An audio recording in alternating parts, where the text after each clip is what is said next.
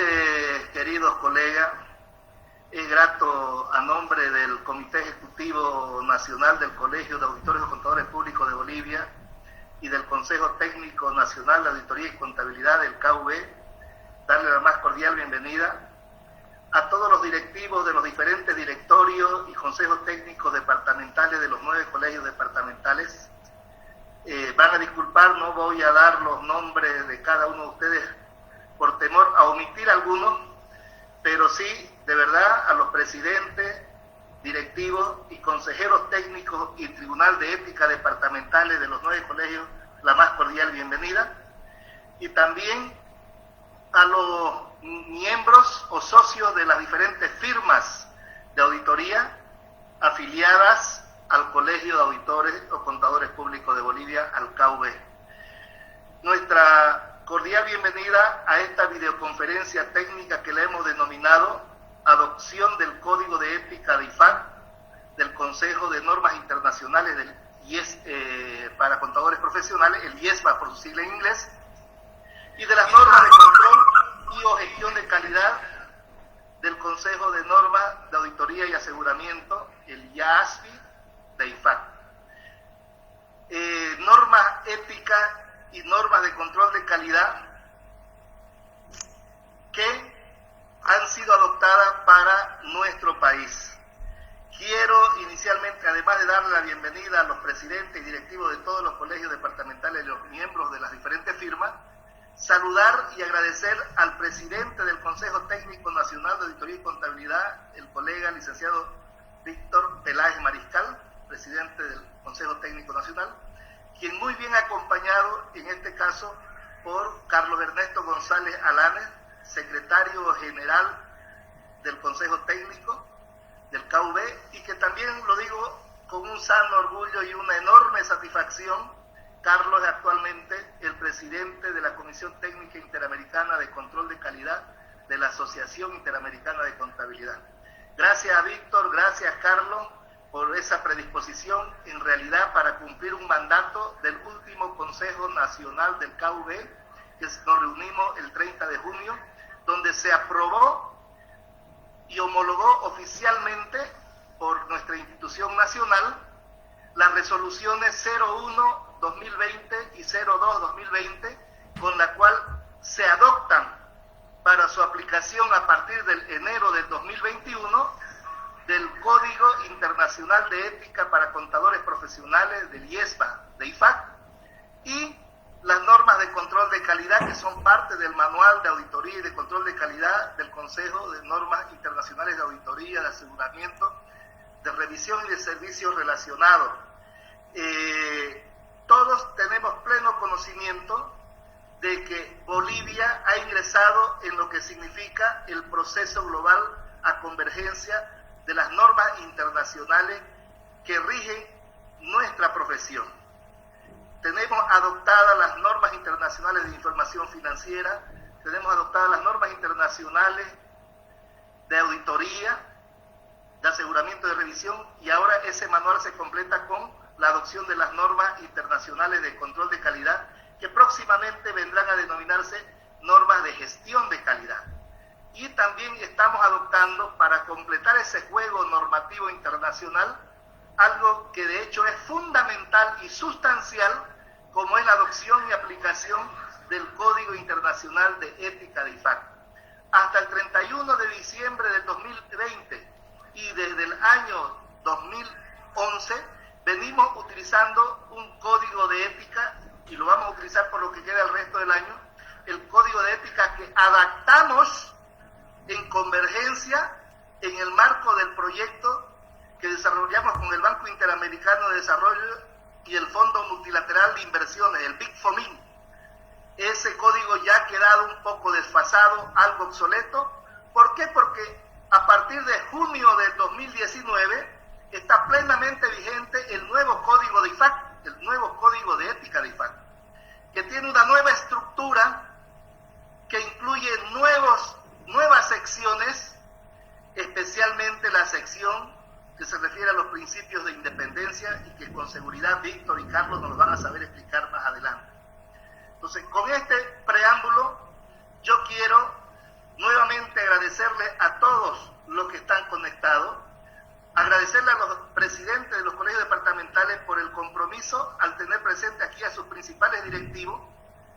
esencialmente del Consejo Técnico y del Tribunal de Ética, para participar, porque luego este curso se debería replicar en los colegios departamentales y si es necesario, pues con la ayuda, con la colaboración y coordinación del Colegio Nacional. Dicho esto, yo le voy a dar la palabra a Víctor y a Carlos, no sé en qué orden ellos se han puesto de acuerdo, para que empecemos entonces hablando de estos dos temas tan importantes. Reitero, la promulgación de la resolución 01-2020, con la cual se adopta para Bolivia el Código de Ética de IFAC a partir de enero del 2021, y la resolución del Consejo Técnico número 2-2020, con la cual se adopta para su aplicación a partir de enero del 2021 de las normas de control de calidad, denominadas también próximamente gestión de calidad, y que seguramente Carlos y Víctor también nos van a explicar del por qué dejarán de llamarse de control de calidad para denominarse gestión de calidad. Querido Víctor, nuevamente gracias por tu participación. Carlos, tiene la palabra. Ok, muchas gracias. Gracias, Gustavo, por la presentación y un saludo a todos los colegas presentes. Pues es un gusto comunicarnos con ustedes y tener esta participación masiva de todos ustedes, siempre preocupados por el quehacer de la profesión, y cada vez somos muchos más los que somos conscientes de estas condiciones que establecemos en cuanto a normatividad.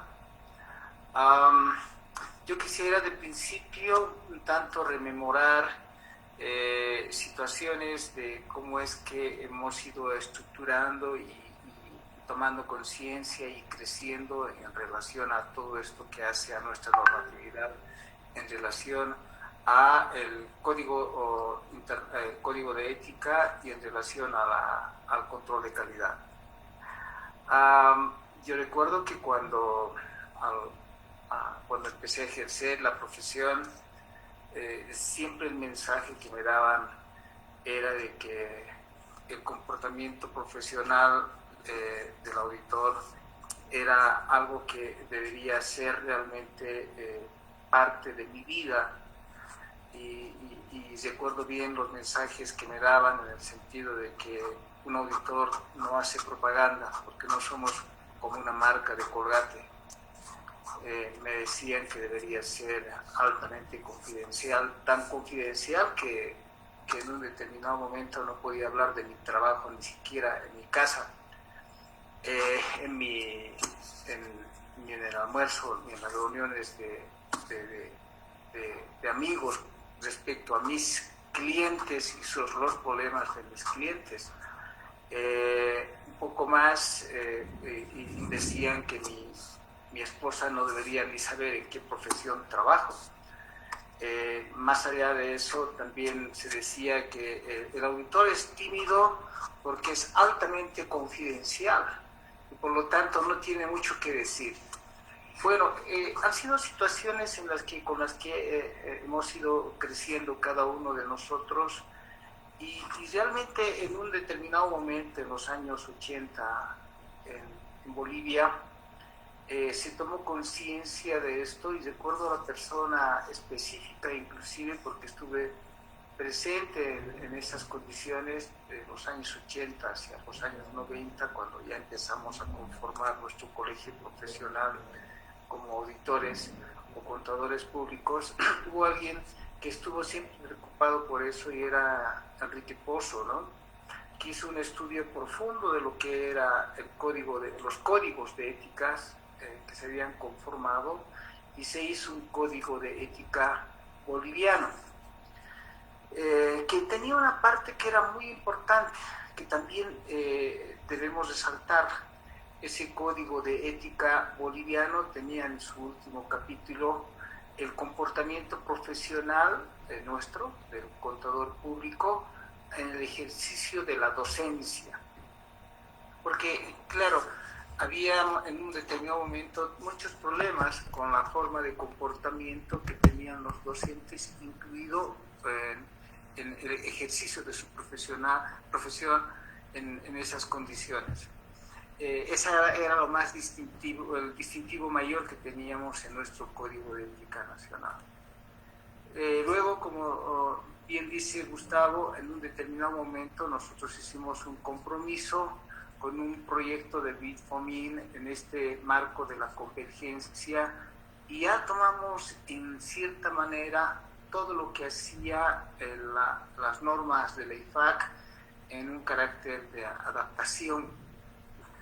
Y bueno, eso como parte de lo que hace a nuestro quehacer boliviano, y que después, a estas alturas, preocupados por la condición de que primero, recuerden ustedes que en el año 2015 adoptamos las normas internacionales, y han pasado tanto tiempo, que fue después homologado en el año 2016 las normas internacionales de la profesión, y que obviamente se sobreentiende porque así está en los preámbulos de aquellas normas, pero que tenía una prioridad para nosotros de adoptar las normas de auditoría, de revisión y de aseguramiento y de los otros servicios relacionados.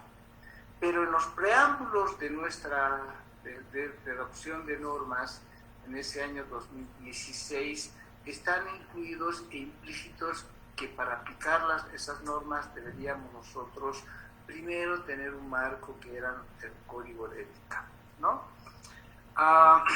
Eso con carácter general, pero en un marco mucho más duro y más fuerte de la profesión, para que entremos en conciencia de todo esto, pues un acontecimiento sustancial sucedió el año 2001.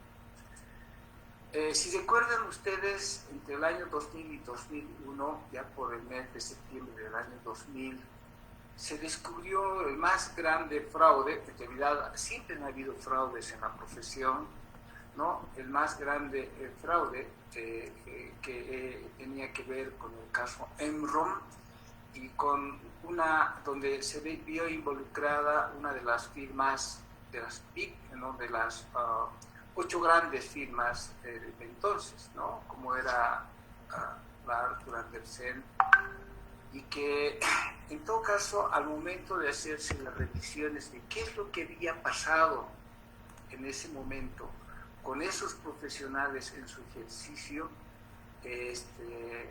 lo que ocurrió es que se descubrieron 2 aspectos que eran sumamente importantes. Uno, que en un determinado momento el profesional o la empresa de auditores seguramente hacía un trabajo de auditoría en una proporción y algo de consultoría y asesoramiento. Luego, en el pasar de los años, resultó que se descubrió que hacían más trabajo de asesoramiento y consultoría que auditoría. Y al final de cuentas se llegó a definir que el mayor problema que tuvo ese caso fue un problema de independencia. El segundo problema que hubo, pero que no tiene que ver con este tema en particular, es que no hicieron un trabajo profundo respecto a lo que era la evaluación del control interno. Son las 2 causas fundamentales, entre otros asuntos contables que hubieron en el caso Enron, del cual debemos rescatar que el problema mayor que tenía con sus conflictos de intereses era el de independencia. Desde el año 2001-2002, entonces se empezó a trabajar profundamente en la profesión, cambiando entonces las condiciones, de buscar la forma en que nuestro código de ética debería ser reestructurado, y hasta que hoy en día llegamos en el año 2018 a definir que esa estructura del código de ética de la profesión debería nomás enmarcar todos los aspectos propios del código de ética, y dentro del mismo código tener un capítulo muy claro el que hace a la parte 4, que tiene que ver con lo que es independencia. De hecho, entonces, eso marca profundamente en la profesión y toda la reestructuración. Miren que ha pasado tanto tiempo en que se ha trabajado sustancialmente en esto que es el código de ética, que es la base fundamental para el ejercicio de nuestra profesión, y que en todo caso, si se dice que un profesional que no esté dispuesto a tener un adecuado comportamiento, como lo establece el Código de Ética Profesional, prácticamente no debería ejercer la profesión, ¿no? Porque obviamente esta profesión es una profesión superior con relación a otras profesiones, a cualquier otra profesión, por esta condición, ¿ok? Superior en el sentido de que en algunos países no existe la carrera de contaduría pública. ¿Por qué? Porque por el comportamiento y desarrollo profesional que debe tener. Lo que existe en otros países es una certificación luego de que el profesional realmente ha definido un adecuado comportamiento en la evolución de su profesión base, ¿no? Que le lleva a demostrar años de tomar experiencia y conciencia del ejercicio profesional. La estructura, tomemos más lo de antes, Carlitos, ahora sí. La estructura, entonces, para el ejercicio de la profesión, está dado como que no podemos ejercer la profesión si es que realmente no estamos decididos a tener un comportamiento como lo establece el Código de Ética. Que enseguida vamos a ver un poco más, no en detalle, pero el carácter general y el contenido de ese código nuevo. Por otra parte, nosotros no deberíamos, deberíamos tener una clara estructuración en el ejercicio de la profesión y un claro ejercicio mismo con los recursos correspondientes y con los procesos de la estructura que deben tener principalmente las empresas que hacen trabajos de auditoría, revisión, aseguramiento y servicios asegurados. En esto que es la norma internacional de control de calidad, que Carlitos lo va a poder explicar con más detenimiento porque él ha estado trabajando también arduamente en esto con la gente de la ANSES. Entonces, pero que en el contexto general eso nos lleva a que el control de calidad tiene que ver con dos ambientes. Uno, con la gestión en sí de las empresas, y que en esa gestión que tienen que llevar las empresas también tiene que demostrarse que en el proceso de efectuar los trabajos de auditoría, revisión, aseguramiento y otros servicios han seguido todas las normas que hacen a cada una de estos encargos que tiene la profesión en un determinado momento. Entonces esas dos partes claramente deben ser consideradas y que Carlitos les va a poder explicar. Ese hace un subconjunto del Código Internacional de Ética. Entonces, digamos que de principio uno no puede ejercer la profesión si no está enmarcado en el Código de Ética, pero tampoco puede responder a los usuarios si es que no aplica correctamente la norma internacional de control de calidad y que tiene que ver mucho con gestión.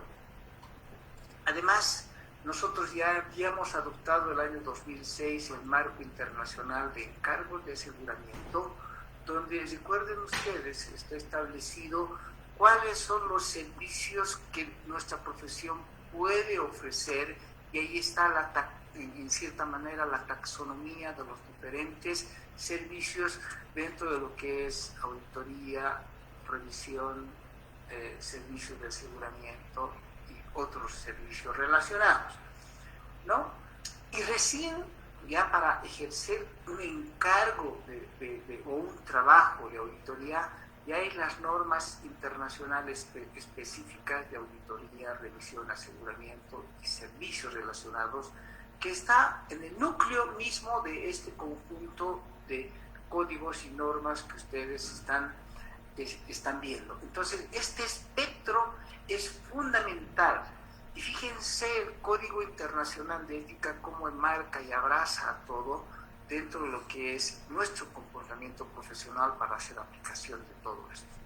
Ahora sí, Carlitos, por favor.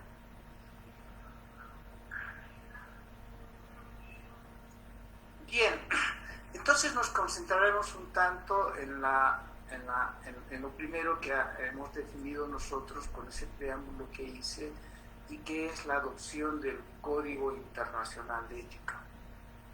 De principio estábamos el año 2016, como les decía, un poco más enfrascados en aplicar las normas internacionales, y era altamente riesgosa esa aplicación, porque muy pocos países habían tenido la experiencia. Y yo diría, y tal vez Gustavo nos va a poder explicar en un determinado momento en esa historia, hemos debido ser el primer país de Latinoamérica en aplicar plenamente, en adoptar plenamente las normas internacionales, ¿no?, para ejercer cada uno de los encargos.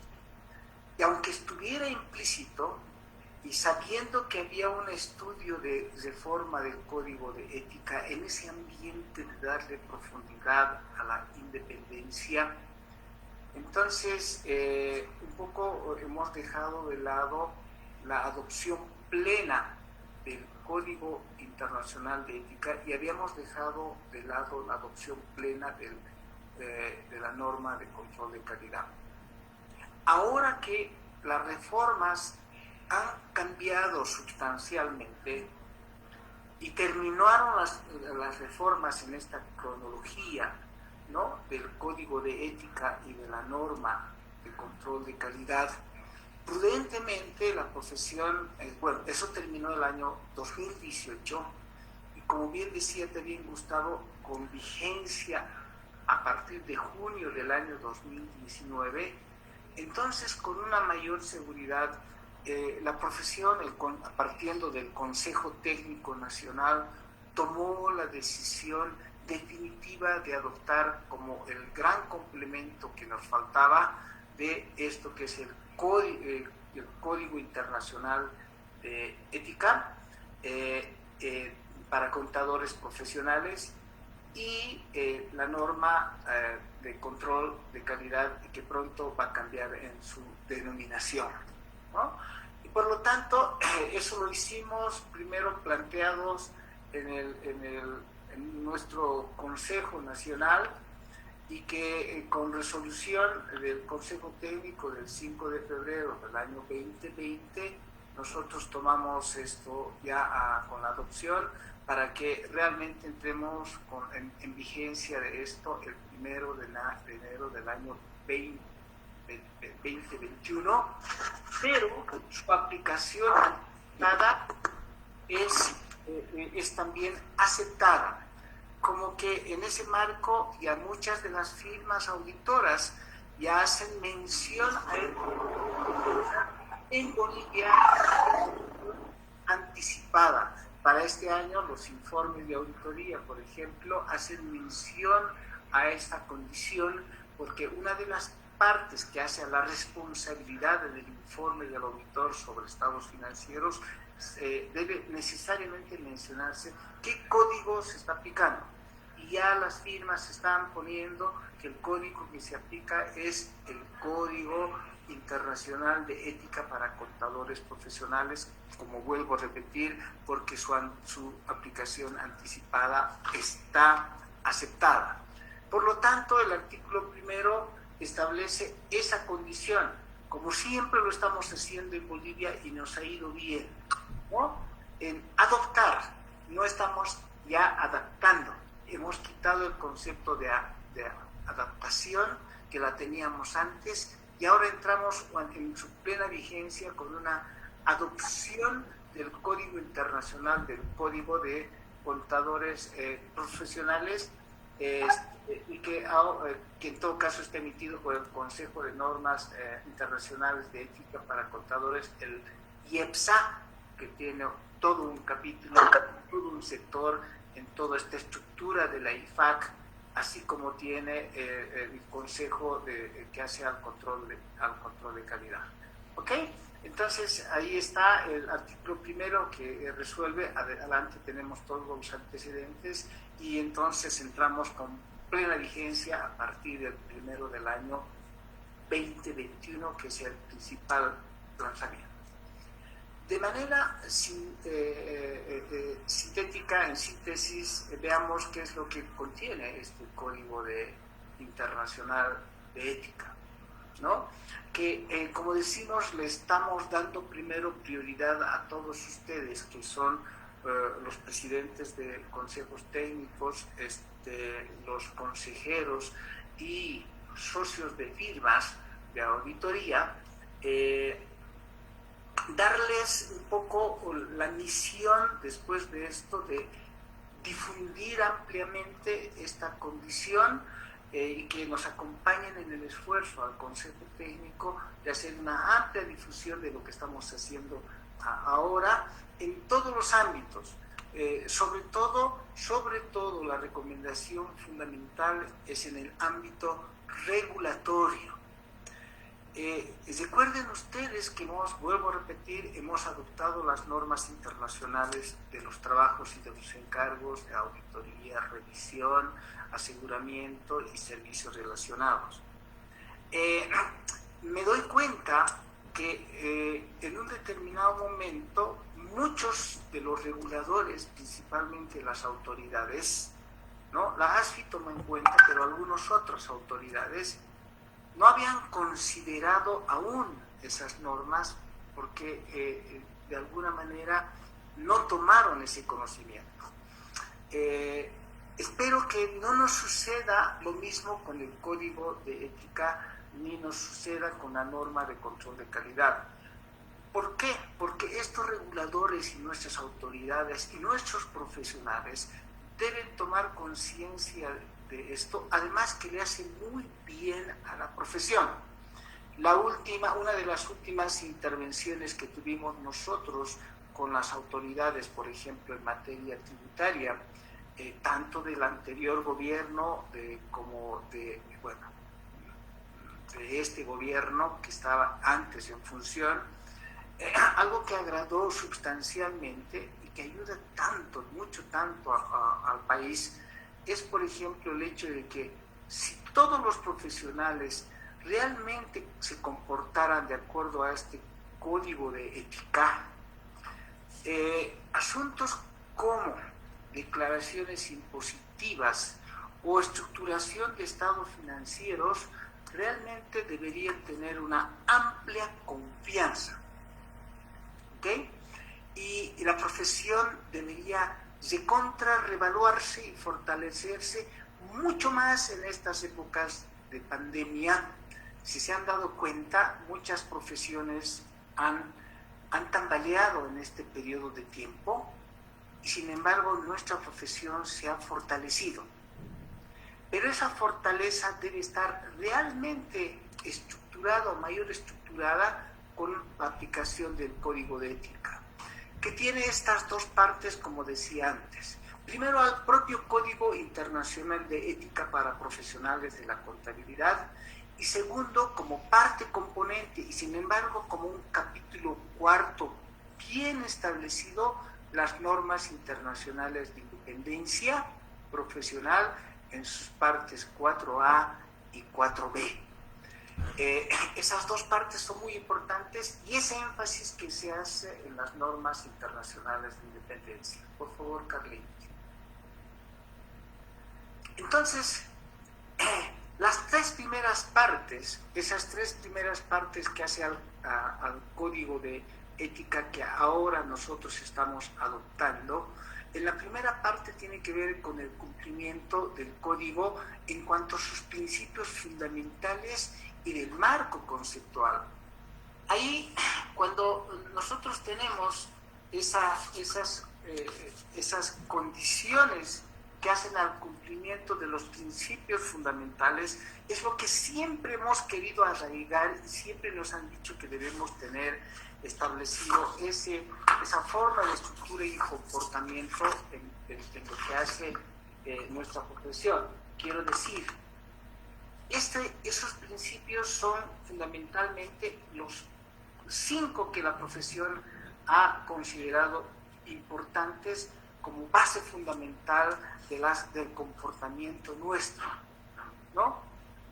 Esos 5 son que la integridad, la objetividad, la competencia y diligencias profesionales, la confidencialidad y el comportamiento profesional.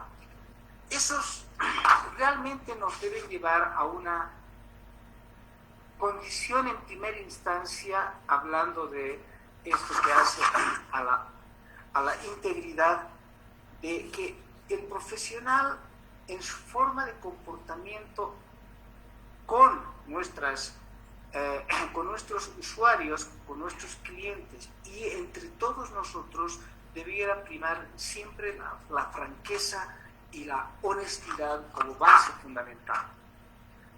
Y el segundo, que tiene que ver con objetividad, tiene que considerar fundamentalmente que el profesional no debe comprometer su juicio profesional o empresarial con base en prejuicios.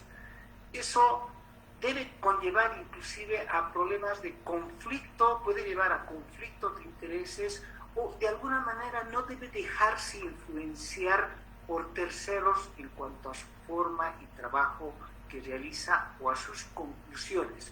Por lo tanto, el compromiso y juicio profesional debe ser la bandera fundamental de lo que hace al ejercicio de nuestra profesión. El tercer elemento, como les decía, tiene que ver con la competencia y diligencia profesionales, ¿no? Que impone además varias obligaciones, que es uno de ellos es que tengamos que, en eso de ser competentes, mantener el conocimiento, ¿no? Y en eso acompañado de las normas de educación y desarrollo continuo. Debemos tener firme convicción en estos tiempos fundamentales de la era de la tecnología, donde ahora nos hemos dado cuenta con esto del COVID, de que podemos hacer frente y podemos realmente ejercer nuestra profesión en tiempos de tecnología.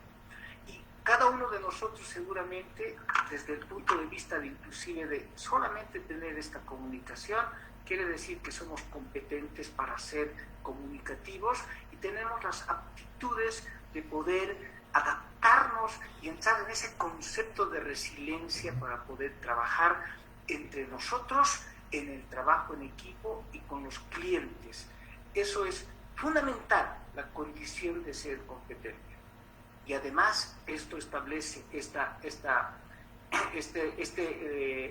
este principio de competencia también incluye la condición de diligencia, ¿no? De acuerdo con las normas profesionales y la aplicación de esas normas, donde el profesional, antes de aplicar y hablar de una norma profesional, debe ser profundo en el conocimiento de esa norma, en su carácter de aplicación, investigación primero y aplicación. La otra condición y el otro principio, el cuarto, tiene que ver con la confidencialidad. Ya les decía, el auditor es un poco callado, más porque es confidencial, no habla de sus temas profesionales con el público, no habla de sus clientes abiertamente, no divulga asuntos de sus trabajos fuera de la firma o de la entidad en que trabaja. Mantiene la información altamente confidencial y resguardada, sobre todo en estos tiempos del deber legal, sobre todo en estos tiempos también de tecnología. Piensen ustedes que estamos trabajando fuertemente con la nube, con el cloud. Vamos a trabajar arduamente, estamos ya desechando las condiciones de manejar servidores. Nos estamos yendo rumbo a la nube y eso nos va a llevar a que escojamos las mayores seguridades para nuestros clientes en este contexto de confidencialidad y realmente manejar estrictamente la información nuestra y de los clientes. Y el otro, el quinto, que se ha establecido fuertemente en el Código de Ética, tiene que ver con el comportamiento profesional. De cumplir además con las disposiciones legales y cumplir con las disposiciones reglamentarias aplicables que hacen a nuestro ejercicio profesional, ¿no? Además, en esa condición de ejercicio profesional, cuidar mucho asuntos de amenazas y las salvaguardas y amenazas de interés propio, amenazas de autorrevisión, el riesgo profesional, ese riesgo profesional que a veces puede tornarse en público. Es muy difícil construir un prestigio profesional. Eso se construye en los años. Yo diría que es muy fácil destruir un prestigio profesional. Eso se destruye en un segundo. Entonces, ahí está en el que nosotros debemos tener claramente el resguardo de ese riesgo profesional, desde amenazas de todo tipo, de otras profesiones, las amenazas de abogacía, las amenazas de los periodistas que rápidamente van en busca de casos que hacen que en un momento nos hacen tambalear en ese comportamiento profesional. Hay que tener mucho cuidado en esas amenazas de familiaridad, en esas amenazas de intimación, y bueno, en todo caso uno tiene que tender a eliminar una cantidad de todos esos riesgos que hacen a esto que es el cumplimiento del código en su primera parte de los principios fundamentales y en el marco del conceptual que hace al ejercicio de la profesión y que son fundamentales y que debemos nosotros divulgar ahora,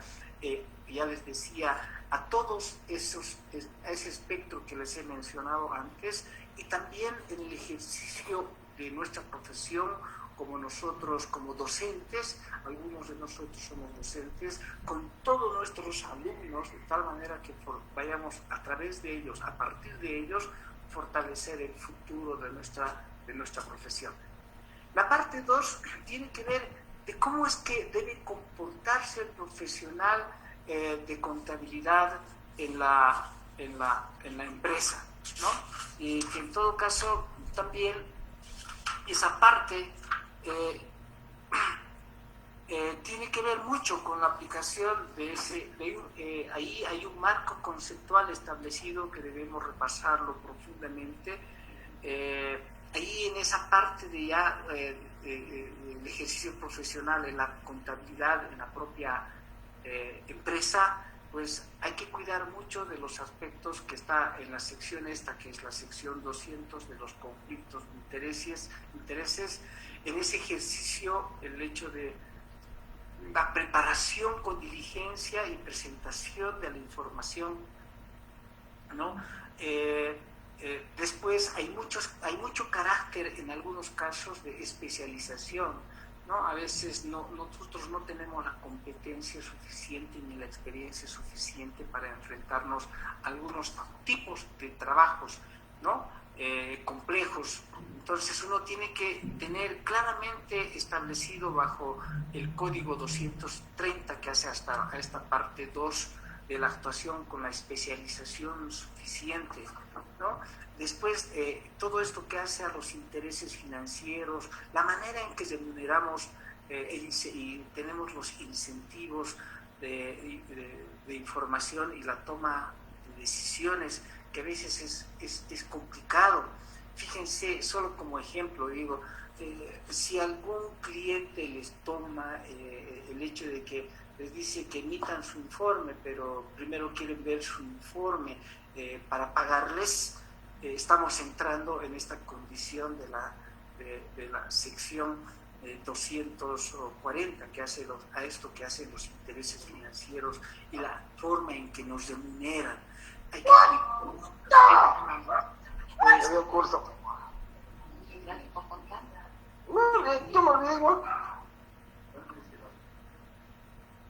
Bien, decía, y hay que, esto hace a las presiones que se nos ejerce a veces para cumplir con los principios fundamentales que hace un rato lo hemos establecido como base fundamental de todo esto que hace a nuestro comportamiento. La parte 3 hace a todo lo que es los profesionales en el ejercicio propio ya de la profesión, no dentro de la empresa ni con la empresa, sino al ejercicio de la contabilidad misma, ¿no? Donde otra vez hay una aplicación de un marco conceptual en una sección 3 o 300, ¿no? Esto hace también igual a conflictos de intereses, pero dentro de lo que hace el ejercicio como profesionales, sí, que hace una dicotomía en un determinado momento en qué hacer con nuestra profesión, y a veces contrapone nuestro propio ser particular con el ejercicio profesional, ¿no? A veces muchos de nosotros podemos tener un acto, más bien una condición religiosa, por ejemplo, y después nos tiene que tocar hacer, digo yo, trabajos de una industria de alcoholes. Ahí esas condiciones de ver, pues el conflicto de intereses que ustedes pueden llegar a tener va a estar establecido y también un poco dirigido en esta parte de la sección 310 respecto a esos conflictos de intereses. Esta parte también en su sección 320 hace la relación de cuándo uno puede ser nombrado profesionalmente. Y cuando uno es nombrado profesionalmente, debe mantener la condición de ética, porque claro, todos nosotros podemos tener diferentes tipos de nombramientos en un determinado momento. Pero, por ejemplo, si me nombran ministro de Finanzas, probablemente no tenga ningún problema. Pero si en un determinado momento, por ejemplo, me nombran síndico de la empresa donde yo estoy haciendo auditorías y consultorías, entro directamente en conflicto de intereses, y esas condiciones, como ejemplo, están establecidos en la sección 320. ¿Qué pasa igual que los médicos? ¿Qué pasa igual que los abogados cuando tiene que haber una doble opinión? Porque los clientes a veces piden una doble opinión, ¿no? Igual que los médicos, uno tiene y dice, a ver, este médico opina tal cosa sobre la situación personal, ¿no?, de salud, y dice, a ver, pediré una segunda opinión, ¿ok? En eso está establecido en el Código de Ética de los médicos, una segunda opinión. En el caso de los auditores, también el código, en su sección 321, con ciertas condiciones que deben cumplirse, se establecen también las segundas opiniones. Y la 330 están dadas para los honorarios y otros tipos de remuneración que uno pueda tener en un determinado momento, ¿no? Después hay unos capítulos reservados que todavía están establecidos. La 350 tiene que ver con la custodia de los activos de los clientes, y la 360 con los incumplimientos. La sección cuarta tiene dos partes. La sección cuarta tiene dos partes. Una parte, que es la parte 4A, que hace a los tradicionales trabajos de auditoría y revisión, que están, ustedes saben, en las normas internacionales de auditoría y las normas internacionales que hacen a servicios de revisión, las NIRS, ¿no? Y que tienen su propia norma y que también están establecidos en el marco de referencias del ejercicio de la profesión, donde están donde claramente se dice qué tipos de trabajos podemos realizar. Pero en la auditoría hay ciertas condiciones de independencia que deben cumplirse. Y en lo que significa la revisión también, como igual, cuestiones de manejo de qué pasa con los honorarios, ¿no?, para definir independencia. El hecho de tener honorarios, definir un honorario no es tan fácil, les diré. Si ustedes les dan un honorario un poco honorario, es un problema de independencia. Pero por el otro extremo, si les dan un gran honorario, es un problema de independencia. Porque a los ojos de terceros, si les dan un súper honorario, podría ser que estén comprando hasta su informe. Por lo tanto, hay que definir ciertas condiciones. ¿Y eso dónde está? Eso está en todo esto que hace la 410. Y hay que establecer políticas de remuneración y de evaluación de los clientes prospectos, ¿no? Hay que definir bien qué va a pasar si entramos en cuestiones de litigios o amenazas y demandas en lo que significa el prestigio profesional o el riesgo profesional. Y tiene que hasta establecer, en cuanto a esas políticas de independencia, hacer un manual de cómo uno se va a comportar. Es un acto de protocolo profesional. Se tienen ciertos protocolos. Por ejemplo, algunas empresas definen en esas condiciones de amenazas, demandas, litigios, ¿no?, cuando aparecen condiciones dependiendo, porque todas las otras profesiones nos ponen en una condición, yo diría, de un ambiente difícil profesional. Porque si tuviéramos nosotros, por un lado, a los abogados, si tuviéramos a los congresistas, si tuviéramos a los políticos, si tuviéramos a los periodistas, si tuviéramos a los inversores, si tuviéramos a los del CIN, cada uno es en ese ambiente una amenaza para la profesión en términos de litigios, amenazas y demanda.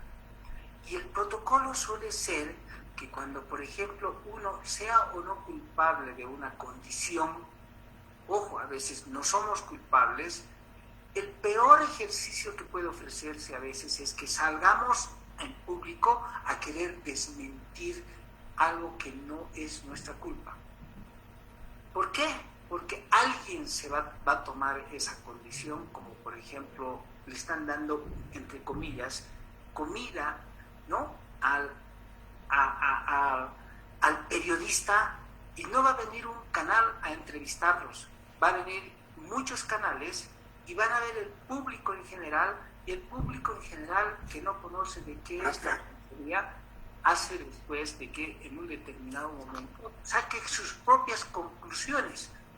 Y como el contacto y el relacionamiento de comunicación se distorsiona, el último simplemente los va a definir como si alguien fuese un delincuente, habiendo sido totalmente inocente y habiendo que, bueno, todas esas formas y condiciones hacen a los protocolos de esta parte, y que ustedes lo pueden, seguramente lo van a poder ver un poco más y tomar en cuenta y desarrollar sus propios protocolos de qué quieren hacer hacia el futuro. Tienen una emergencia de ese tipo en esta parte que hace a la sección 430, ¿no? Y después, obviamente, ¿qué pasa si ustedes si pueden hacer el trabajo de auditoría, si tienen intereses financieros? ¿Hasta qué punto? Si tienen relaciones familiares, ¿hasta qué grado consanguíneo y personales ustedes pueden tener? La ASFI establece, por ejemplo, un 4º grado consanguíneo, hasta mi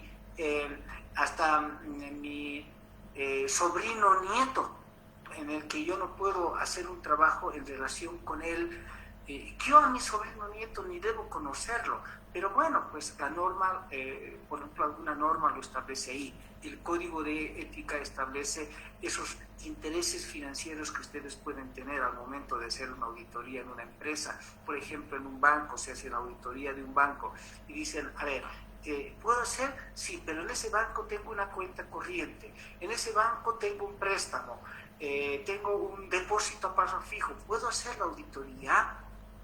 Y en un determinado momento, uno de esos puede ser catalogado que tienen un problema de interés financiero, ¿ok? Peor si tienen acciones de esa empresa, de ese banco, ¿no? ¿Y qué pasa con los préstamos? ¿Qué pasa con las garantías? De hecho, ya estamos entrando en un problema de independencia de acuerdo con la NIA 511.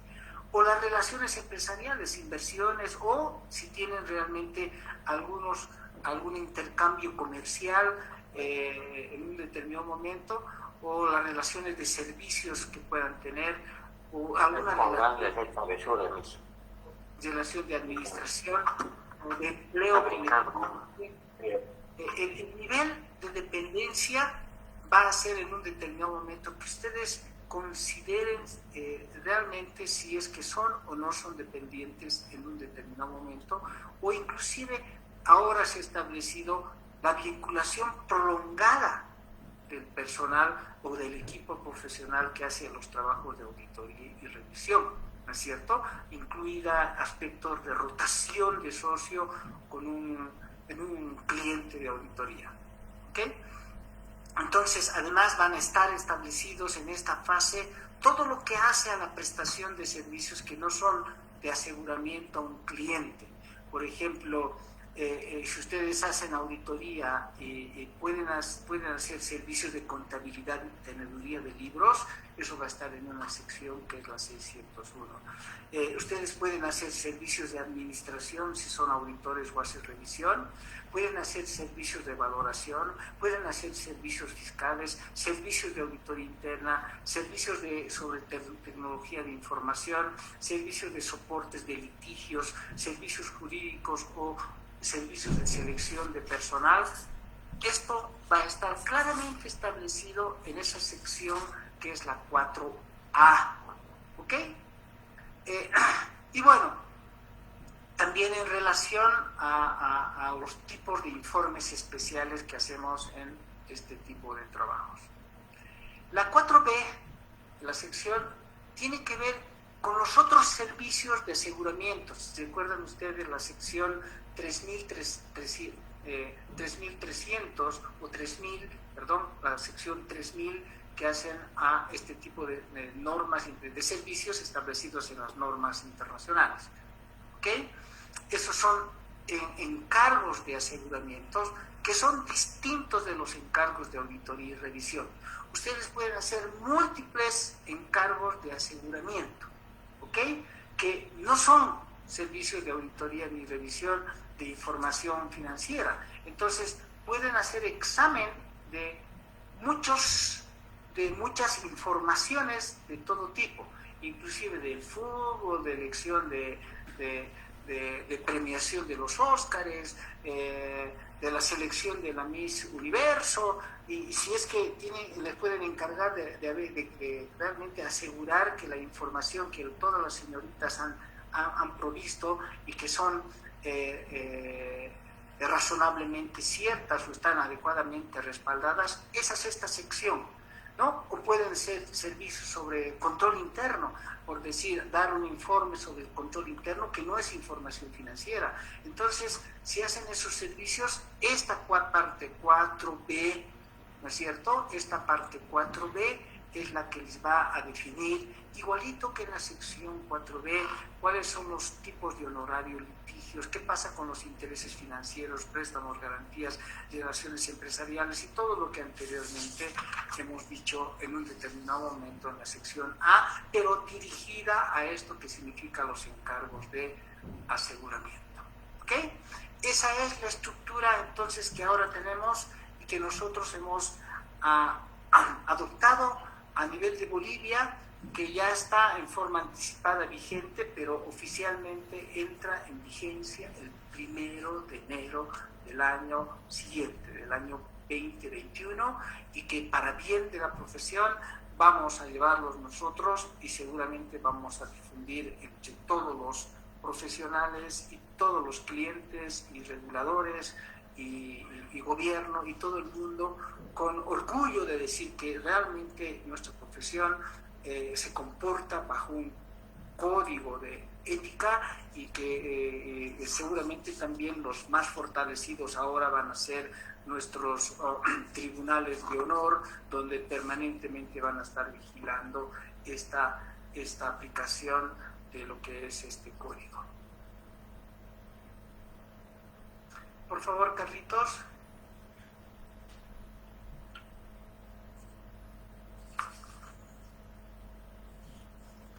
Bien, muy buenas noches a todos. Muchas gracias, don Víctor. Vamos a continuar ahora haciendo una revisión rápida también de lo que son las normas internacionales todavía en vigencia, que son las de control de calidad.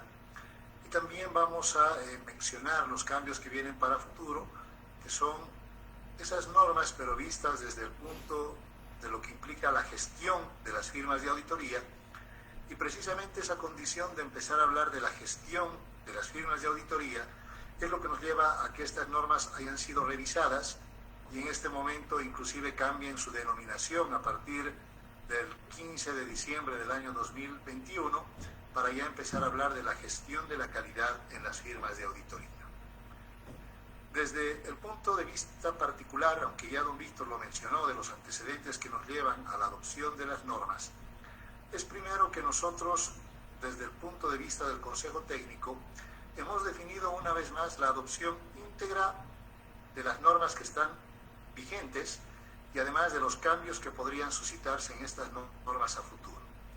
Entendiendo la condición de que la velocidad con la cual los pronunciamientos técnicos a nivel internacional se revisan y modifican, pues obviamente hace imperiosa la necesidad de que nosotros tengamos siempre disponibles y en vigencia la última versión de las normas que correspondan para los diferentes tipos de encargos y para las diferentes condiciones que hacen al ejercicio de nuestra profesión.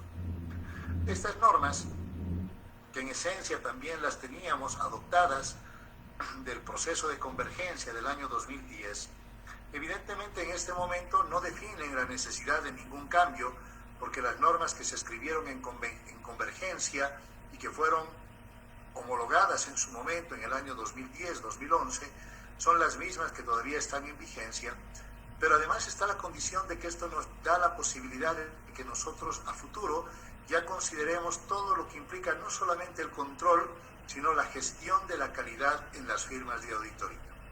Y por lo tanto, mediante la resolución 02 del 5 de febrero de este año, que posteriormente fue homologada por todas las instancias profesionales correspondientes, se definió también la adopción de las normas internacionales de control y o gestión de la calidad con vigencia a partir del 1 de enero del año 2021, y de la misma manera que del Código de Ética también se permite una aplicación anticipada, especialmente para todas aquellas firmas de auditoría que así lo requieran.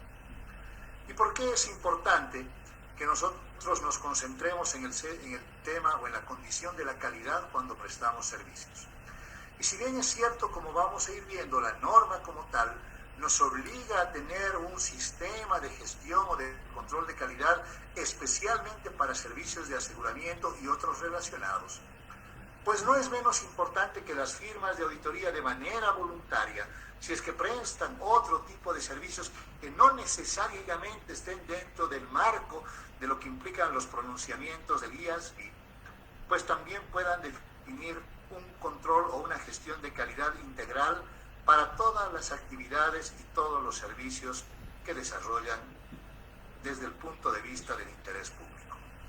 Y es que precisamente una condición importante de lo que implica el control y la gestión de la calidad es que están orientadas primero a, de cierta manera, asegurar razonablemente que nosotros como profesionales podamos cumplir con las normas que correspondan a cada tipo de encargo que vayamos a realizar, Y en la medida en la cual vayamos cumpliendo con esas normas, seguramente vamos cubriendo nuestra responsabilidad y de manera, si ustedes quieren, implícita, vamos satisfaciendo la necesidad del interés público. Y obviamente al satisfacer esa necesidad de interés público, vamos también satisfaciendo la necesidad que nuestros usuarios y la sociedad en su conjunto tienen en cuanto a lo que implica el requerimiento de información fiable para poder tomar mejor sus decisiones. Y obviamente aparece esa condición de que el valor que nosotros entregamos, que está traducido fundamentalmente en la confianza que transferimos a través de los informes, pues obviamente tiene una relación en función del honorario que percibimos.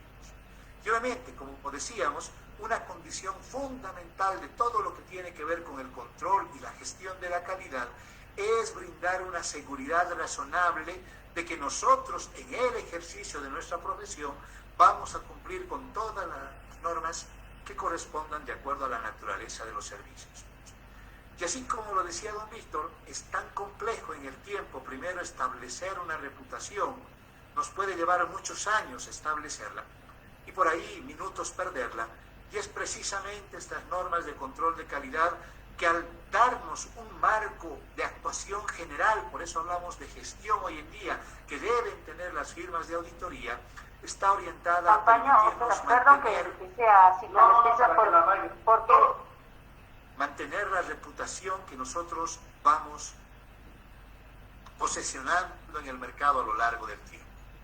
Y esa condición obviamente nos lleva a que, de acuerdo con la norma internacional de control de calidad número 1, que todavía está en vigencia, y que sin embargo cuando cambiemos a la norma internacional de gestión de la calidad número 1, como decíamos a partir del año 2022, el objetivo sigue siendo el mismo, donde básicamente se establece que todas las firmas de auditoría y profesionales que vayan a ejercer la contaduría pública desde el punto de vista de la independencia tienen la obligatoriedad de establecer y mantener un sistema de control de calidad que vean ustedes, además este propósito está directamente relacionado con el DOM número 1 que emite la IFAC y que es de cumplimiento obligatorio para todos los profesionales de las Américas, donde obviamente la condición es que este sistema de control de calidad está orientado fundamentalmente a brindar o proporcionar una seguridad razonable en dos aspectos que son fundamentales para el ejercicio de nuestra profesión. En primer lugar, que tanto la firma de auditoría como cada uno de los miembros que lo conforman cumplen con todas las normas profesionales, así como también con los requerimientos legales y reglamentarios que son aplicables a cada tipo de servicio que vayamos a desarrollar, pero también está la condición de que los informes que nosotros vayamos a emitir producto de esos servicios tienen que ser adecuados a las circunstancias. Y entonces vean ustedes que esto no tiene tanto que ver con solamente decir hay que asegurar el cumplimiento de la norma, porque obviamente la norma no solamente tiene que ver con la realización del encargo, sino con una serie de elementos que tienen que ver con la forma en la cual opera una firma de auditoría. Y por eso es que precisamente las nuevas normas ya no hablan de un control, sino más bien hablan de la gestión de la calidad. Y entonces nos damos cuenta que un sistema de control o de gestión de calidad, para que sea efectivo, por un lado está formado por un conjunto de políticas que están obviamente orientadas a permitir alcanzar los objetivos que acabamos de mencionar, pero obviamente para poder alcanzar estas políticas es necesario desarrollar e implementar un conjunto de procedimientos que nos permitan, en primer lugar, implementar estas políticas y obviamente asegurar el funcionamiento de estas a lo largo del tiempo. Y entonces nos damos cuenta, como decíamos, que el control de calidad, que es obligatorio, obviamente, desde el punto de vista de lo que implica nuestra normativa, vean ustedes que no solamente abarca los servicios tradicionales o los servicios que normalmente nosotros desarrollamos, que son los de auditoría y revisión de información financiera, sino también abarca todo lo que tiene que ver con los encargos que proporcionan seguridad razonable y obviamente todo ese marco que podemos desarrollar o ese abanico de encargos bajo la norma 3000, pero además inclusive todos aquellos que se conocen bajo la condición de lo que son servicios o encargos relacionados. Y entonces vean que el sistema de control de calidad inclusive de manera obligatoria llega hasta lo que son los procedimientos convenidos y las compilaciones. Y como lo decíamos al inicio, por ahí queda de lado todo el tema de la consultoría que nosotros podemos desarrollar dentro de la firma y que sin embargo de manera voluntaria también lo podemos incorporar porque en esencia eso hacen a lo que implica la gestión con la cual nosotros brindamos los servicios o si ustedes quieren la calidad con la cual como profesionales deseamos brindar cierto tipo de servicios. Y entonces nos encontramos con que el sistema de control de calidad que actualmente tenemos en vigencia, de acuerdo con la norma número 1, establece fundamentalmente la condición de la existencia de 6 elementos, los cuales obviamente de acuerdo con el requerimiento tienen que estar debidamente documentados. Y se van a dar ustedes que cuando nosotros empezamos a hablar de cada uno de las políticas y los procedimientos que hacen a estos elementos, es posible que ustedes, muchos que trabajan en firmas de auditoría, dirán, esas cosas en las firmas las hacemos. Y sin embargo, el problema, vean ustedes, es que tal vez nos olvidamos documentar, dejar plasmado en documento todo aquello que desarrollamos y que en esencia lleva a la gestión de la calidad de los diferentes servicios que ofrecemos. Y entonces el primer componente, el primer elemento de la gestión de la calidad, que está estrechamente relacionado con lo que son los valores y los objetivos de una firma de auditoría, es precisamente el que tiene que ver con el liderazgo en cuanto a la calidad de la firma, donde tenemos que establecer un conjunto de políticas y procedimientos que aseguren que alguien tiene que liderar el tema de la calidad dentro de la firma de auditoría. Pero tiene que ser una o un miembro de la firma que seguramente tiene que tener un nivel lo suficientemente adecuado como para asegurar con el nivel de autoridad que le corresponda que todos quienes trabajan dentro de la firma desarrollen su trabajo o su desempeño en función de lo que implica la calidad y el cumplimiento de las normas. De la misma manera, y vean ustedes cómo empiezan a entrelazarse los elementos, está precisamente el hecho de que para lograr el control o la gestión de la calidad tenemos un elemento que implica el tener que establecer criterios para cumplir con los requerimientos de ética que son aplicables. Y si bien es cierto, tenemos varios principios que están descritos en el Código de Ética, hay dos que son fundamentales para todo lo que implica el tema del ejercicio de la profesión desde el punto de vista de la independencia, del interés público. Y el primero precisamente tiene que ver con el tema de la independencia, donde obviamente nosotros para poder desarrollar cualquier tipo de encargo de aseguramiento e inclusive un encargo relacionado, lo primero que tenemos que demostrar es que somos independientes y obviamente independientes implica mantener una actitud mental imparcial tanto de hecho como de apariencia. Pero además está la condición de que también tenemos que poder cumplir la condición de lo que implica la competencia profesional. Y obviamente nos vamos a dar cuenta que la competencia profesional tiene que ver con varios elementos que no solamente tienen que ver con la formación profesional que nosotros tenemos, sino también con la posibilidad del apoyo en cuanto a lo que implica la utilización de ciertos recursos como la tecnología o la disponibilidad de tiempo que podamos tener para atender cierto tipo de encargo. Y vean, todo eso hace a esto que tiene o se define como los requerimientos de ética aplicables que se deben cumplir para lograr la calidad en una firma de auditoría. Y obviamente un elemento clave, un elemento fundamental, es precisamente el que nos define con qué tipo de clientes nosotros queremos relacionarnos y obviamente qué tipo de encargos son los que estamos dispuestos a realizar a cada uno de estos clientes. Y entonces ahí viene la condición de que tenemos que establecer políticas y procedimientos para la aceptación cuando se tratan de clientes nuevos o la continuidad cuando ya tenemos previa relación con ciertos clientes, pero siempre en la condición de que vamos a aceptar cierto tipo de encargos fundamentalmente en base al nivel de riesgo que nosotros como profesionales estemos dispuestos a asumir.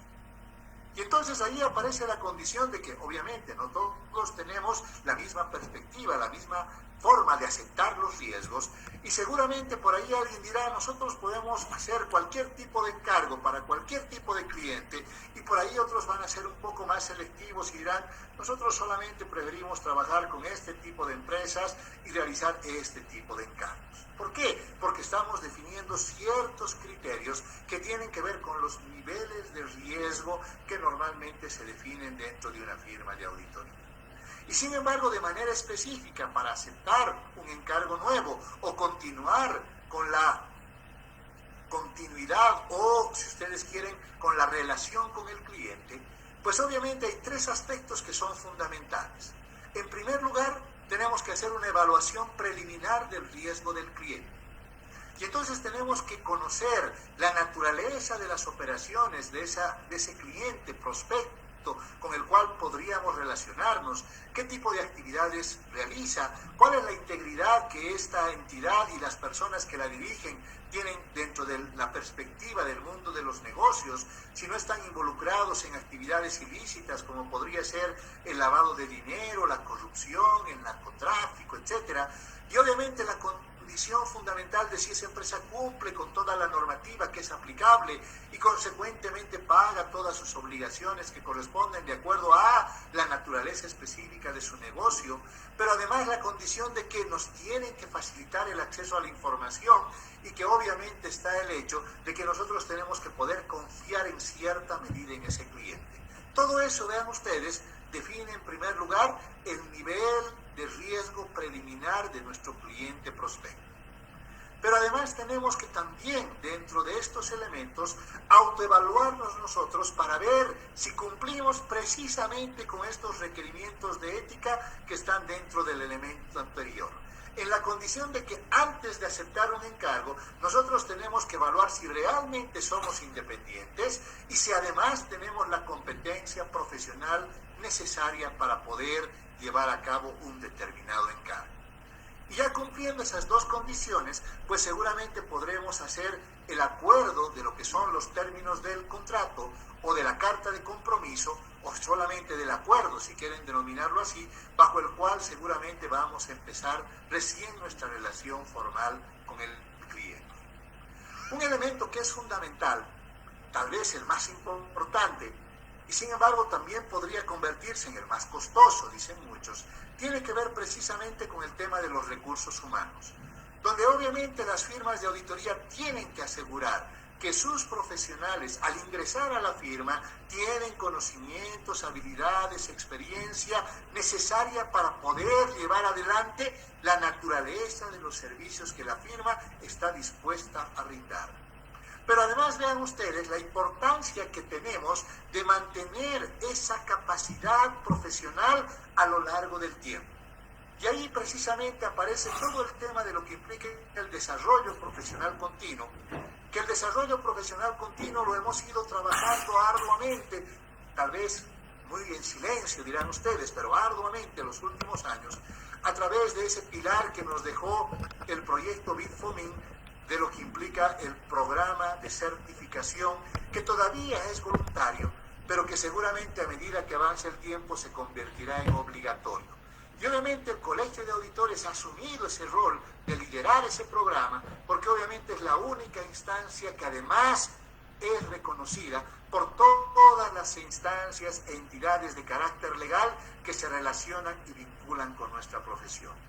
Y entonces vean ustedes que no es un tema el de tener una certificación solamente de cualquier lugar, sino la certificación que realmente corresponde, que obviamente en este caso es otorgada por el Colegio de Auditores en su calidad de órgano emisor de normas y que obviamente son reconocidas a nivel nacional.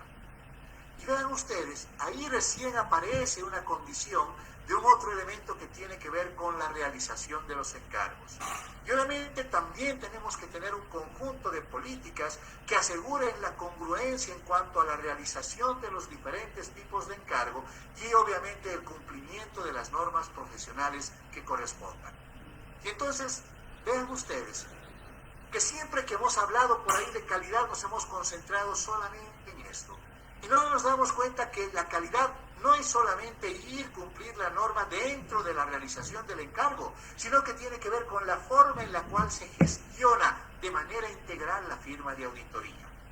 Y en ese contexto, un libro muy interesante que nos permite entender precisamente por qué hablamos de gestión es la Guía de Aplicación de las Normas Internacionales de Auditoría preparado por la IFAC, que precisamente relaciona estos 6 elementos del control de la calidad con lo que son los 5 componentes del control interno y sus 17 principios bajo el enfoque del informe COSME. Entendiendo que para gestionar adecuadamente un negocio, así sea una firma de auditoría, obviamente tenemos que tener un adecuado sistema de control interno, lo cual seguramente nos llevará a la calidad en los servicios que nosotros brindamos. Pero además, lo importante, lo vital de este sistema es que tiene un propio elemento de seguimiento, donde obviamente habla de una revisión orientada a mantener la eficacia del proceso de calidad a lo largo del tiempo. Y vean ustedes que puede que de los aspectos que hemos ido mencionando, decir, nosotros elegimos con qué clientes queremos trabajar o seleccionamos los clientes antes de poder aceptarlos, y obviamente también evaluamos si cumplimos los requerimientos de ética, y obviamente estamos dentro de un proceso de formación continua del cual todos los miembros de nuestro personal son parte, y además tenemos o nuestro propio manual de auditoría o utilizamos esa guía de la IFAC como si fuera nuestro propio manual, porque podemos adoptar ese documento sin ningún problema, al ser además emitido por el mismo organismo emisor de normas. Y entonces dirán, como que cumplimos con todo. ¿Cuál es el problema? Que por ahí nos olvidamos que todo eso tiene que estar debidamente documentado. Y entonces una cuestión que nos tiene que llamar la atención es que cuando nosotros muchas veces hablamos de control de calidad, como que le tenemos miedo y no queremos llegar a aquello. Y sin embargo, la condición es que por ahí la calidad ya la tenemos y lo que nos falta es documentar esos aspectos para que podamos respaldar adecuadamente el por qué nosotros podemos definir, primero, que nuestros servicios son de calidad y que obviamente cumplimos con este marco normativo que está en vigencia. Y sin embargo, esta norma, así muy rapidita como la acabamos de ver, hoy en día nos lleva a una condición de que ya no queremos hablar solo del control, sino de la gestión de la calidad.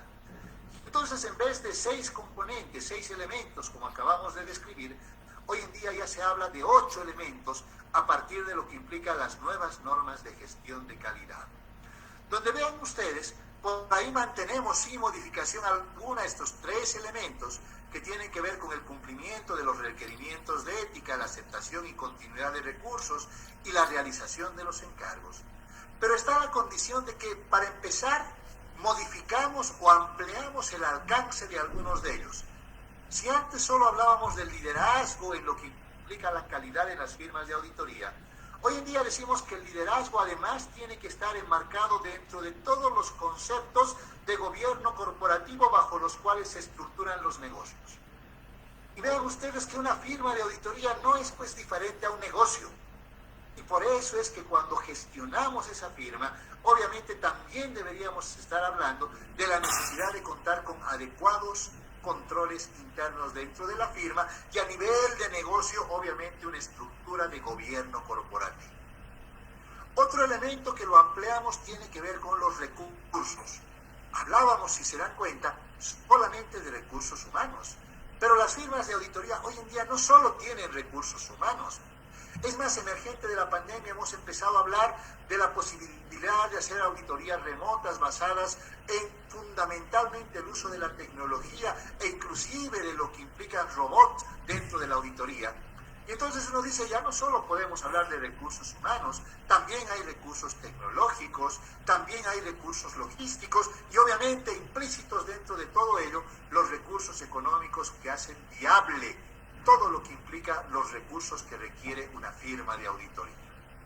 Y el otro componente que también lo ampliamos, porque si antes solo hablábamos de seguimiento, ahora nos dicen, está bien realizar el seguimiento, pero producto del seguimiento seguramente vamos a tener un informe de revisión y vean cómo ahora esta norma número 1 encaja con la nueva norma de gestión de calidad número 2, cuando precisamente está orientada a lo que implica la revisión del sistema de gestión de calidad de las firmas.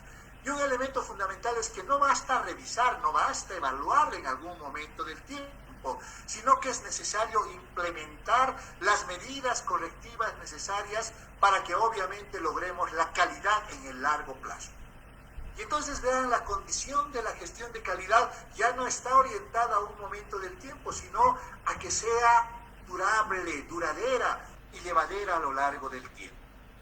Y para esto, además, incorporamos nuevos dos componentes que también son importantes. Porque si en un determinado momento, para aceptar o continuar los clientes, hablábamos de una valoración preliminar del riesgo del cliente, definíamos de que esa valoración tiene que estar en función del nivel de riesgo que como firma estamos dispuestos a asumir.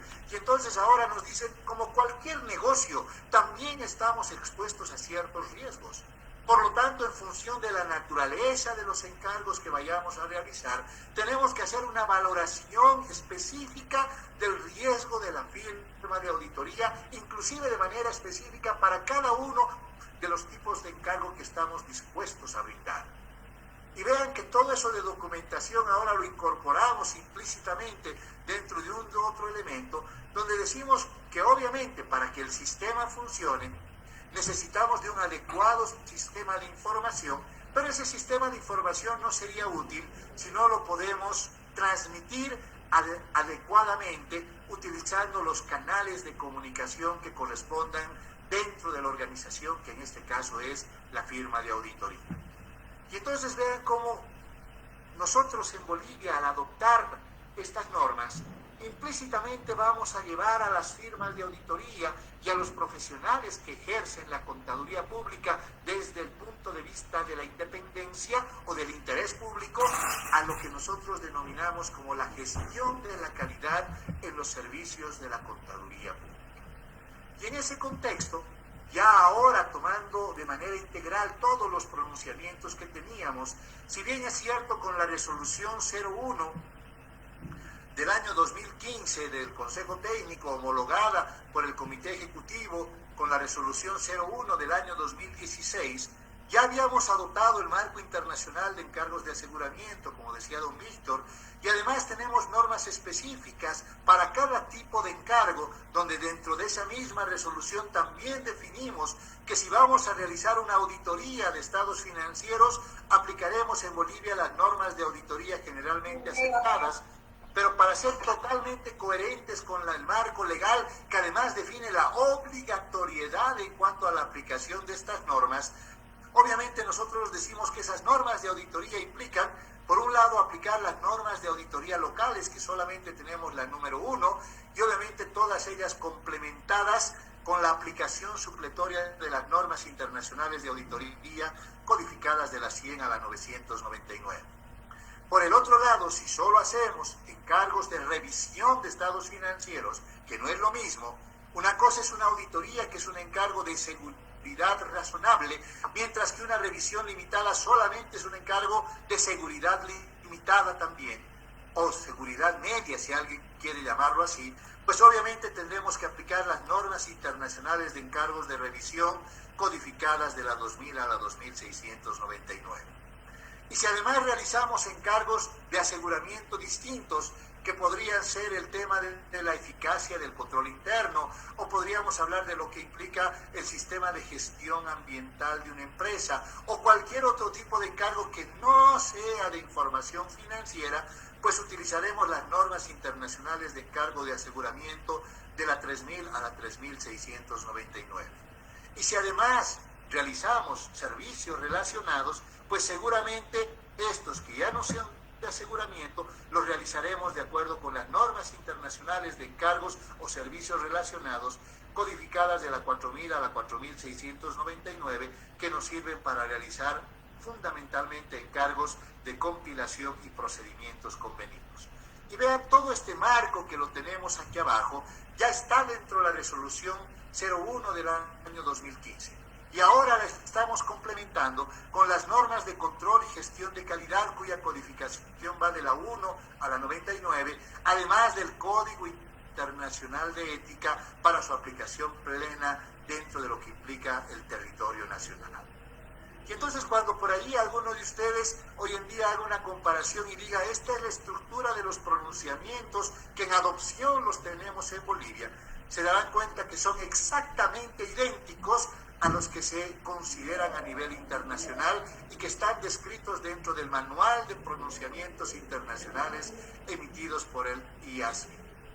Y en esa condición, pues obviamente, como decía don Víctor, y seguramente lo va a ratificar Gustavo, tenemos que sentirnos orgullosos de ser, no sé si el primero, ¿sí?, pero con seguridad uno de los pocos países en toda América que podemos decir que tenemos un marco normativo completo adoptado y que obviamente hacemos todos los esfuerzos para poder aplicar adecuadamente estas normas dentro de lo que implica el ejercicio de la profesión para el interés público. Y con eso, básicamente hemos querido difundir con ustedes el contenido de estas dos resoluciones y los aspectos más importantes que hacen a esas normas, que obviamente cada uno de los colegios departamentales y los consejos técnicos departamentales nos coadyuvará en lo que implica la difusión de estos aspectos que ya están o entrarán en vigencia de manera obligatoria en un mes más en nuestro país.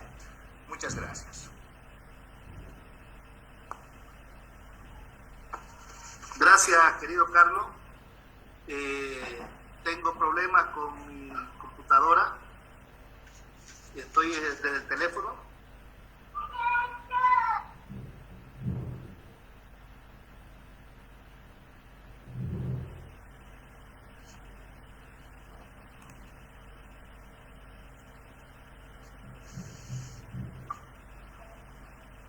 Carlito, de todas maneras, me queda algo de energía en la computadora. Voy a intentar entrar. La apagué para que lo poco la batería que me quedaba.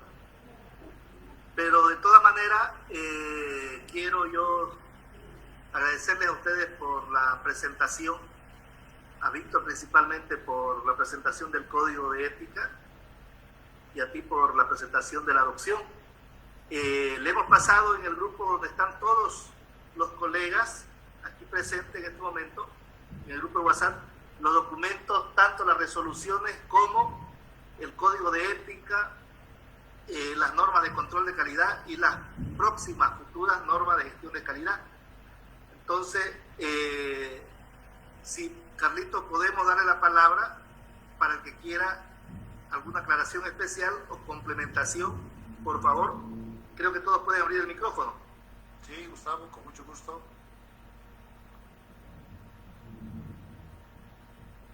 Tienen la palabra, queridos colegas. Tenemos unos 20 minutos para poder interactuar, intercambiar criterios. Bien, licenciado, en primer lugar agradecer al licenciado Carlos, a nuestros expositores, que ha estado excelente su explicación, su presentación. Una sencilla pregunta quisiera hacerle. Usted explicaba sobre los conflictos de honorarios. Yo creo que eso siempre lo vamos a tener, el conflicto de honorarios, tanto del personal que nosotros contratemos, porque siempre se contrata mano de obra barata, como quien dice, ¿no? Pero es importante capacitar a nuestro personal, ¿no? En ese caso, ¿cómo enfrentar? Para nosotros sería eso una amenaza, difícil de manejarlo posiblemente, ¿no? Entonces, ¿cómo se puede enfrentar en esos casos, licenciado Carlos? Esa es mi pregunta.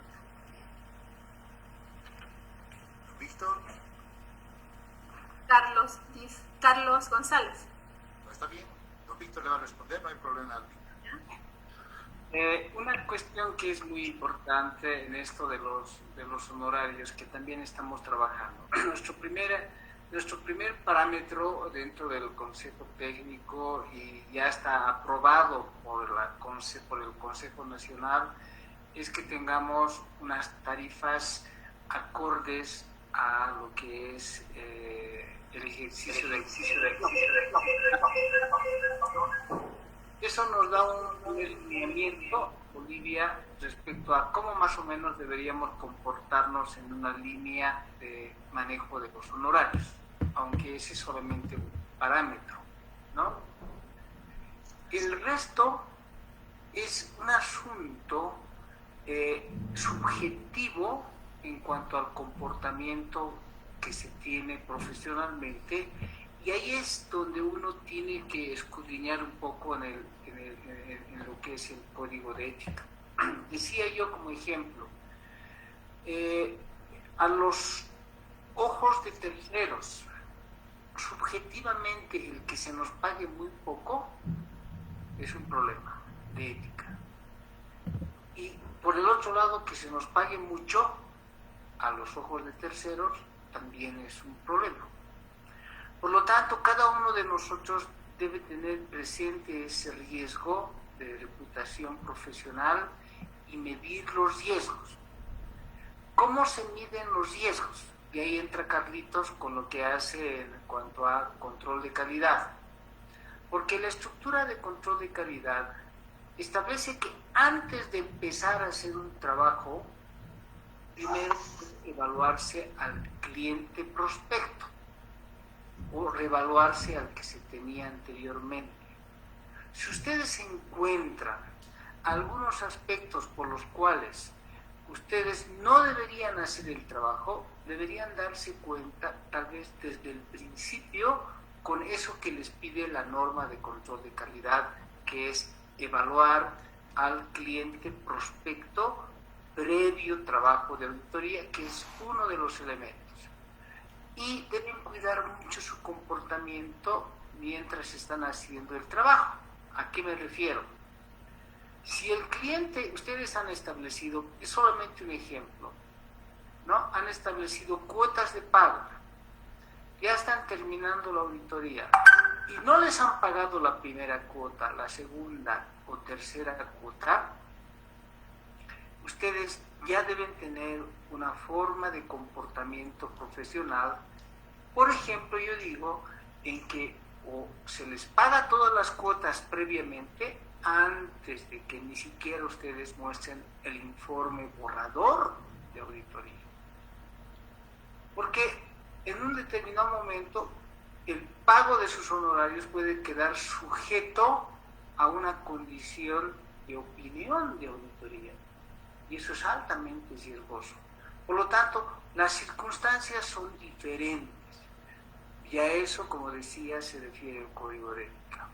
Ahora, el que uno tenga competencia profesional, contrate profesionales a precios baratos, también a honorarios baratos, está establecido tanto en el código de ética como en el de control de calidad, y hay que tener mucho cuidado con esa condición. Bueno, una parte de nuestro tarifario profesional va a quedar arreglado con eso, pero no es suficiente. Bien, gracias, Liz. Liz, una pregunta. Mencionaban ustedes que van a pasar la normativa y no sé qué más al grupo que han creado Adopción Código de Ética. Le cuento que me sale un mensaje que me salí del grupo. Dice, no sé qué apreté, no sé si alguien es el administrador, me puede volver a incluir, por favor. O caso contrario, pasarnos al otro grupo que él dice, Tribunal de Ética. Porfa, Lice, no sé quién es el encargado. Gracias. Vamos a pasar, licenciada Vila, no se preocupe. Gracias, Liz. Un poquito para complementar lo que muy bien explicó Víctor en el tema de las amenazas. Algo que tenemos que entender es que el código de ética es de carácter principista, ¿no? No es un sistema o reglamento sancionador, ¿no? Son principios.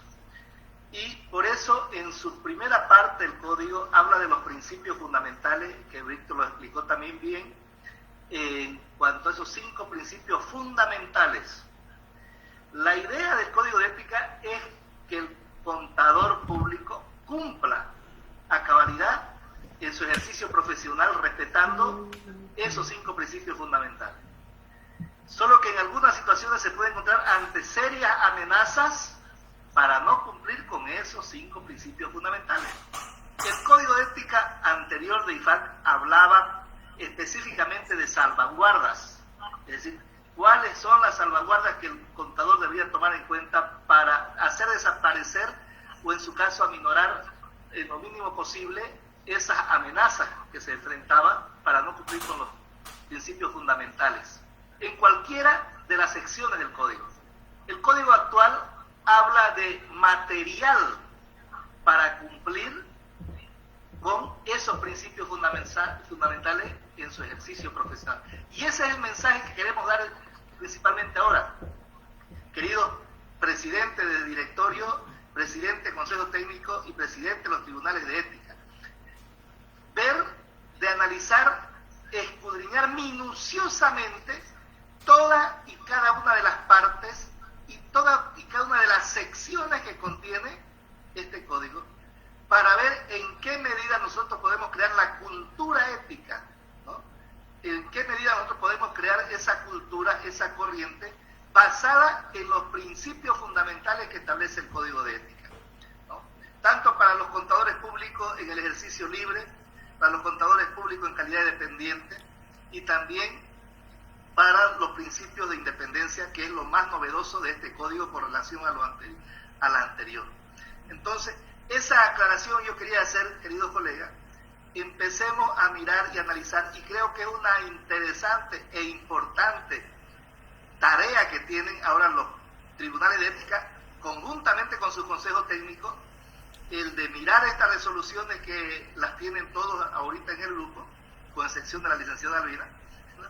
Mirar el código que le hemos enviado, mirar las normas y replicar esto que acaba de mencionar el Consejo Técnico hoy día, y si es necesario, como lo dije al inicio de la presentación, coordinar para coadyuvar y reforzar esta réplica de este curso, pues con todo gusto estamos a la orden. Gracias, Luis.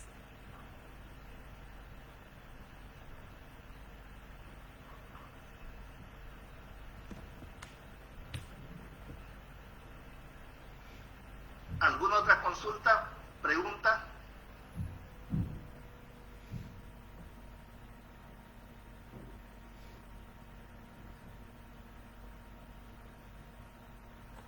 Ya Miguelito Solís le ha pasado, licenciado Albina, dice, para su tranquilidad. De todas maneras, la voy a reingresar. Si Miguelito me pasa el contacto de la licenciada Albina, que yo también lo puedo tener, la voy a reingresar al grupo enseguida. Licenciado, quería hacer una intervención. Waldo, colega. Sí, buenas noches, colegas, van a disculpar. Bueno, en realidad nosotros como profesionales independientes, o muchos que están dentro de la profesión independiente, el problema más grande que tienen, diremos, en cuanto a los honorarios, es en que nosotros como entidad, diremos, y más que todo a través de la CAU, no contamos con un arancel profesional, ¿no? Yo creo que es hora de que nosotros, como, bueno, a través de la Directiva Nacional, saquen un arancel profesional, debido a que, por decir, yo soy afiliado al Colegio de Auditores Oruro, también soy parte de la directiva del Tribunal de Honor, soy el vicepresidente del Tribunal de Honor del Colegio de Auditores Oruro. He escuchado he recibido muchas notas, o he visto también muchas notas que llegan, diremos, de varias instituciones en hacer, diremos, en hacer con una consulta de un presupuesto de un determinado trabajo que se pueda realizar. Entonces, por ende, yo digo que la directiva, más que todo, debería sacar un arancel profesional aprobado, diremos, por la CAU, ¿no? Y también, por ende, refrendado por las CAORs, ¿no? Los colegios de auditores departamentales, ¿no? Eso es necesario porque en realidad yo creo que es el único colegio, parece que no tuviera un arancel profesional, ¿no? El colegio de abogados lo tiene, el colegio de médicos lo tiene, he visto, ¿no? Muchos colegios de profesionales tienen su arancel profesional. Y nosotros no podemos, diremos, dar un criterio, diremos, en cuanto a las entidades que nos mandan a consultar, diremos, de un determinado trabajo. Nada más, muchas gracias.